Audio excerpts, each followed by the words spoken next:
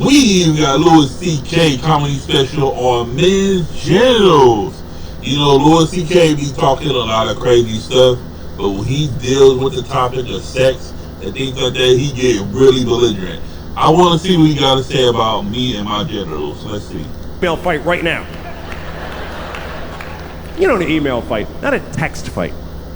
A text fight is like, fuck you, fuck you, dick, asshole, That's a text fight. An email fight is like, in June when I told you that I had this issue, I was very disappointed in the way you didn't listen. You know those emails you just work on it all night? Like it's the closing argument to a murder case. It's so important, your fucking email. You're pounding it out like Beethoven and you're pouring water in your head and going deaf and still working on it. And then you send it to somebody. Can you read this and tell me if it's fair what I wrote? Start at the bottom. And they write back, I made a few changes. Oh, thank you, that really captures my voice. And yet, when you send it to somebody else, and they're like, I would take out eat shit fuckface. And you're like, nah, fuck you, I'm gonna keep it. Yeah, keep it. It's a fight, man. It's a fight. And then finally you send it. And you're like, And then you feel really good. I finally said it. Finally. And you have this fantasy that they're at home reading it right now going, oh no, what have I done? No. I'm wrong about all of the things. You are an asshole. They don't give a fuck. They don't give a fuck. And at some point during the day, they haven't written back yet, and you know it's because you just bewitched them. And you decide, I'm going to read my email. I'm going to read the email that I wrote. Is there any more disgusting modern human behavior than reading your own already sent emails?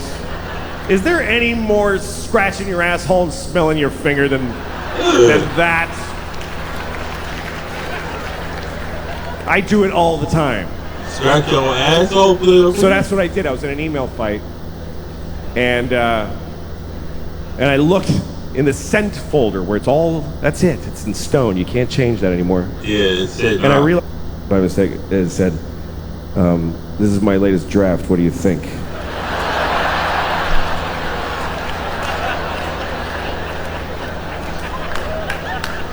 So now the rest of it is just shit. It's shit now. Oh my God, man. Because she knows I have a writing staff and a focus group. There should be credits at the end of this fucking email. Approved by mother and sister.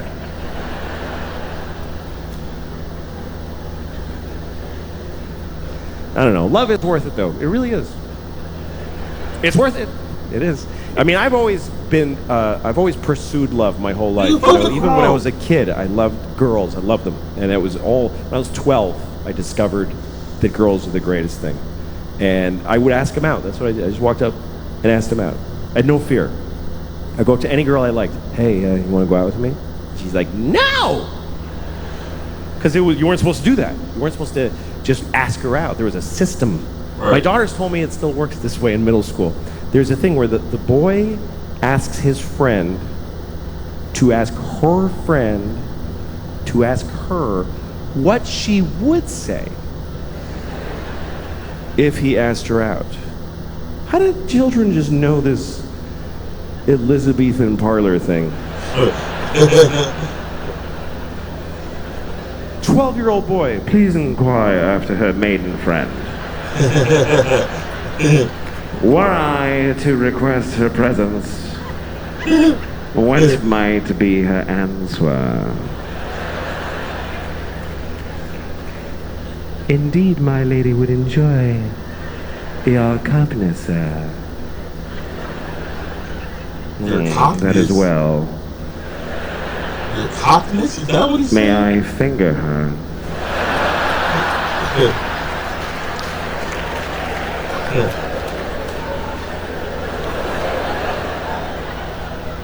You are bold, sir.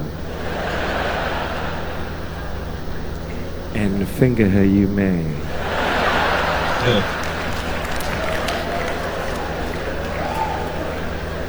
And finger her I shall.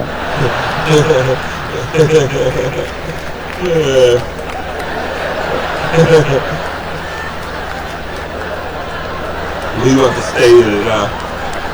You have to stay in it.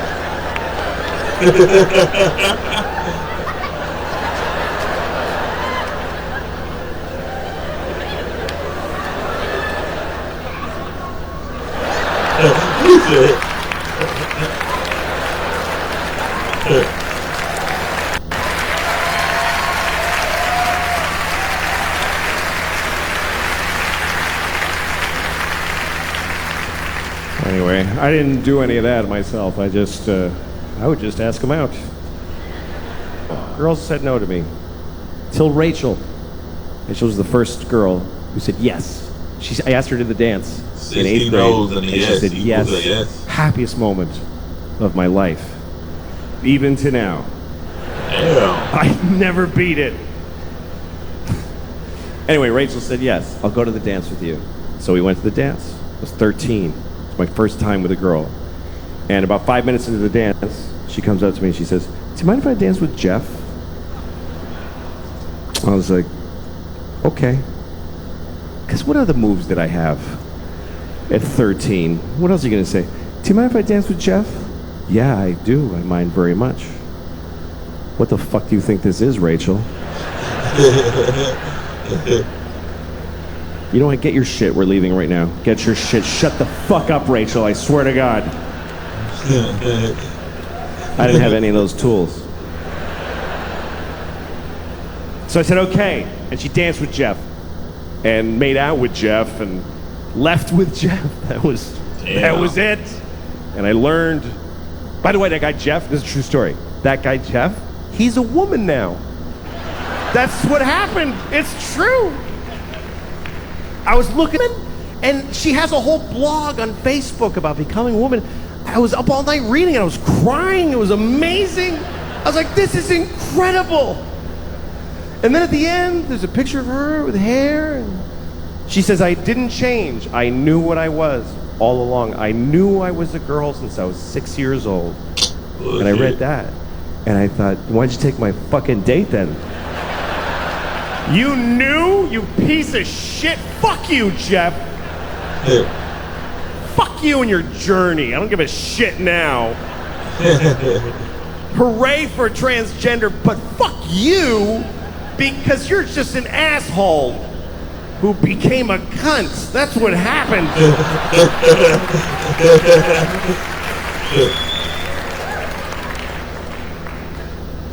I envy. I don't like dicks. That's why I'm not gay. That really is the reason. I hate dicks. Penises are very disgusting to me. I don't want to yuck your yum. I just think they're gross. I always hated penises. I hated my father's penis. I did. What? I did. I hated my father's penis. Well, when you're a little boy, sometimes you got to see your dad's dick. If you go to a restaurant, you're probably going to see your dad's dick. A restaurant? What are you talking about, Louis? I should explain that, right? Yeah, what the That fuck? sounds like I have a weird father. All right, we're going out to eat. Everybody take a look.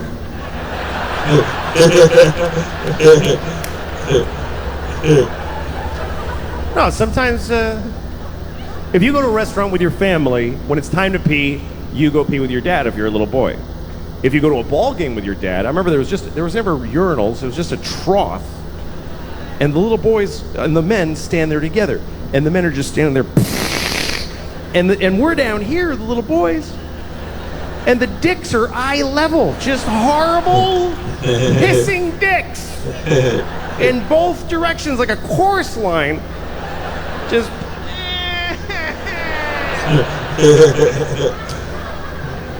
And my dad, worst.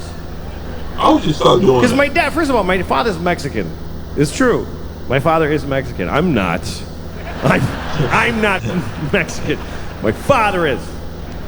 Just because some Mexican fucked my mom for years doesn't make me a Mexican. Just makes her a whore. But anyway, my father had a Mexican Catholic, uncut, raw, organic, local, fucking free-range Mexican dick. It was just so basic. It was like a farmer's market yam just sticking out like a tamarindo pod. The visual and the pee would got. spray out of it. I'm like, Dad, open your dick before you pee out of it. Open your dick. It's like you're pissing out of the corner of a pillowcase.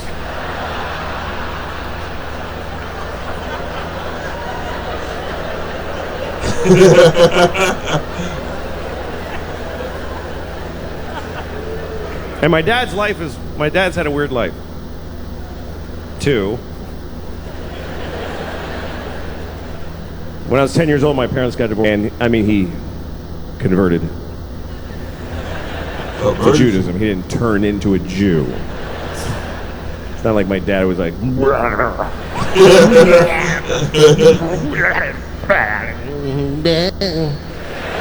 he converted. Judah is so stupid. And I had friends who were Jewish, and I knew that they had little clip dicks, little neat. And then I remembered my father's alligator claw of a penis. Alligator claw. I really hate penises. That's really my problem with being gay. That's why I'm not gay. Men are fine. I'd like to have a boyfriend. That would be nice. I would. Every time I hear somebody say my boyfriend, I'm always like, I want a boyfriend. Why can't I have a boyfriend? I'd like to have a big, tall boyfriend. Hey. That's my boyfriend. I'm mad at my boyfriend. I get to wear his jacket. It's all big on me. I'm like, it's my boyfriend's jacket. I don't like how well you're doing that. I feel like to have a big dude in my life. Comes up behind me like this. I'm like, hi.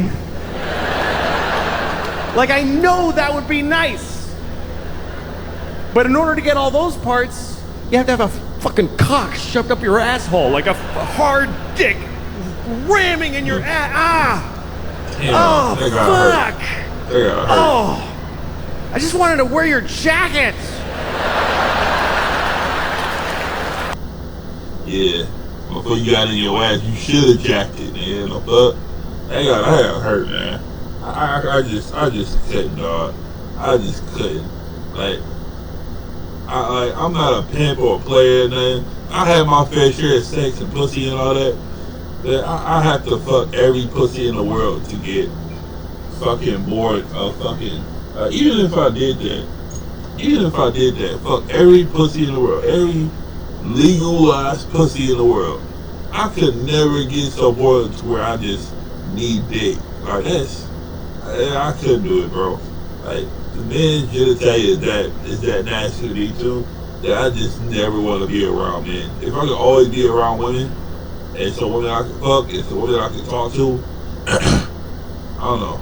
Like the women I've been around, the women I fucked, and the women that was friends to me, there's no drama. No drama. All drama come from men. All drama come from men. At least in my life. But anyway, excuse me. I do stand-up comedy here. Stand-up skits.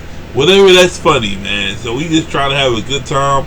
You know, we getting away from all the political shit and all the socio-economical bullshit and all the identity politics. I just hit myself in the balls. That shit hurt bad as hell. But if you just want to laugh and get rid of all that other bullshit drama, hit like, subscribe, and comment on the channel. And I'll be back to come here every day, all day. Until next time, I'll see y'all later. Peace out.